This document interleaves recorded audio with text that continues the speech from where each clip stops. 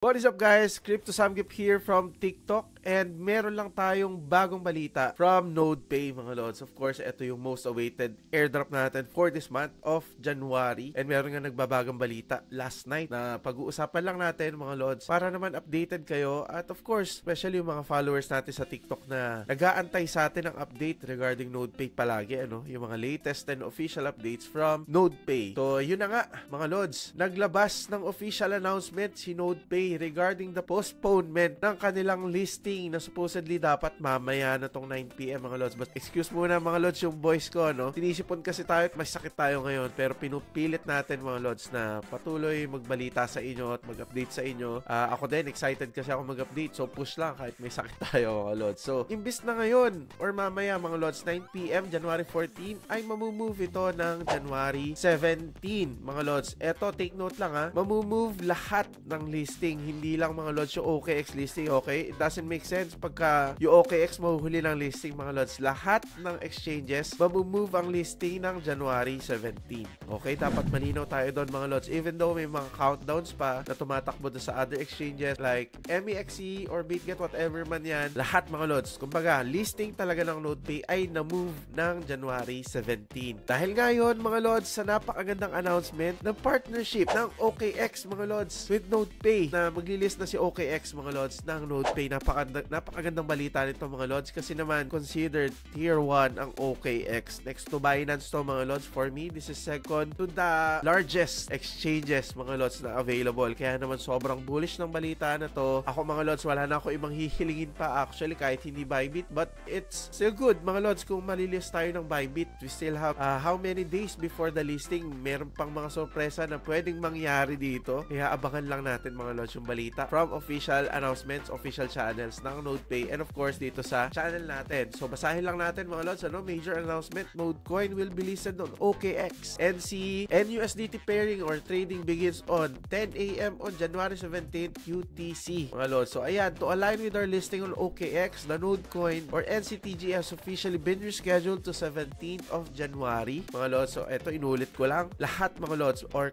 basta buong listing ay mamumove. So adjusting the listing date ensures a launch on OKX at Tier 1 exchange maximizes exposure and positions NodePay to deliver even greater value to our ecosystem and community. Thank you for your ongoing support. This is a pivotal moment for NodePay and we're excited to share it. So, papasimplihin lang natin mga lods, bakit magandang balita ang pagkakalis kayo OKX bukod sa Tier 1 nga si OKX mga lods. This just means mas malaki yung marireach na demand or market ni NodePay. Kumbaga, mas may exposure sa madaming tao, mas magiging readily available siya for trading, kaya mas madaming possible na pera na pumasok kay NodePay as a market cap. So, mas lalaki mga lods ang market cap, possible market cap na ma-reach ni NodePay dahil mas madami siyang exchanges na available at partner. Kasi depende mga lods sa market cap na isang token kung magkano ang magiging pricing niya. So, pag-uusapan natin yan mga lods. Napakagandang topic niyan. Ito yung inaantay ng lahat, ang price prediction ni NodePay mga lods. Although, walang makakapag-predict talaga nito exactly. Walang sino mang manghuhula ang makapagsasabi kung magkano talaga ang magiging price ni NodePay. Pero yun, nakadepende ito sa demand and supply. Pero ngayon nga, alam naman na natin kung ano ang initial circulating supply. Ang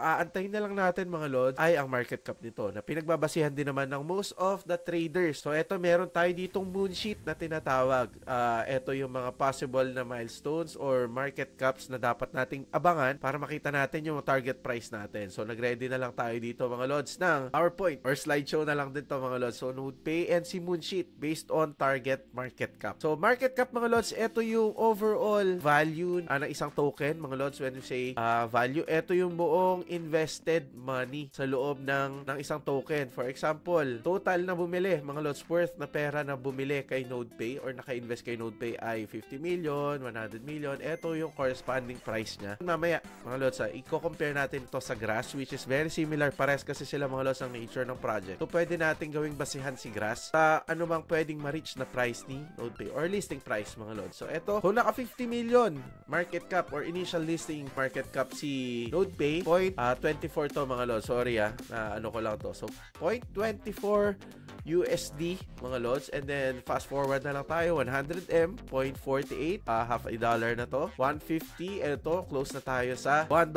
Ang minimiti ng lahat, 0.72. Fast forward, pagka na-reach natin ng 250 million market cap, 1.2 USD ang price na tumataginting ni NodePay mga lods. What if mabot pa to ng 400 million market cap, close to $2 na to per NC token. And of course, 500 million, 2.4 mga lods, dollars per NC. Sobrang ganda, sobrang sarap mangarap mga lods, di ba? Sana ma-reach yan. So, balikan natin si Grass. Ano bang ginawa ni Grass? At ano ba ang current market cap ni Grass mga lods? Na sabi ko nga sa inyo, very similar with the nature na project ni NodePay, which is data mining mga lods, at depende din siya, nauna lang talaga si Grass dito sa ganitong concept ng airdrop mga lods or crypto project. So eto mga lods, yung information about Grass. So currently si Grass ay 2.68 USD. Wow, grabe, sana all mga lods, di ba? And ang current market cap niya ay 653 million US dollars mga lods. Oh, grabe. Sana ma-reach to ni NodePay. Pero of course, it took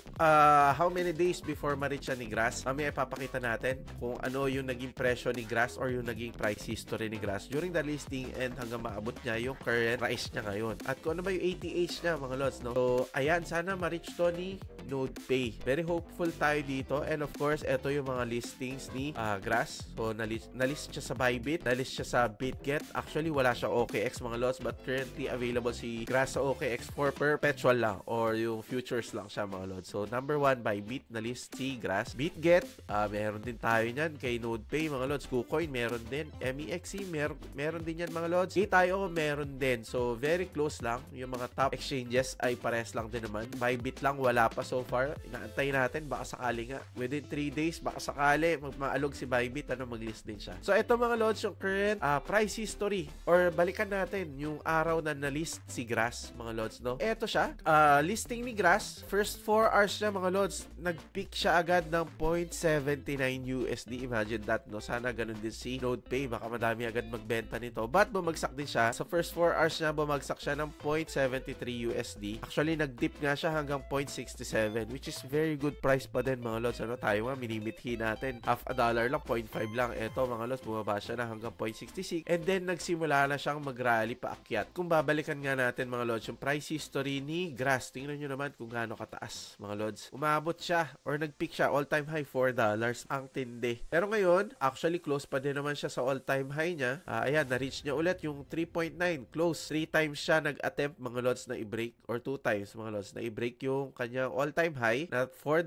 Pero ito, 3.8. Hindi kinaya, bumagsak. Dito nag-start, mga lods, yung pagbaba din ni Bitcoin, nahatak siya. And currently, 2.67 USD nga ang presyo ni Grass. So, we are very hopeful na maging ganito din ang price action ni NodePay natin. Ngayon, sobrang ganda for me. Sobrang timely nung pagkaka-adjust ng listing ni NodePay. Kasi nga, mga lods, bukod doon sa additional information or good news na malilist si Grass kay OKX is yung current market condition natin ngayon, ano? Kasi hindi maganda, mga lods, na malist ang isang project during a dip or yung may massive dip sa market, which is currently happening right now, as in today or yesterday. Buti nga, mga lods, naka-recover kahit papano, no? Today, medyo umakyat na siya. Makita nyo dito, pero grabe yung dip kasi since last week pa yan, mga lods. Ngayon, medyo nagre-recover na siya. Sana magtuloy-tuloy hanggang sa araw ng listing ni NodePay. So, i-check natin ngayon, mga lods, si Sol na ecosystem naman ni NodePay. Imagine nyo, mga lods, kung ngayon tayo magli-list ng NodePay coin, sobrang baba ng Solana. Pero at least, mga lods, sabi ko nga sa inyo, nag-recover na siya. Ayan, nag-pullback na siya agad. Pero mababa pa din.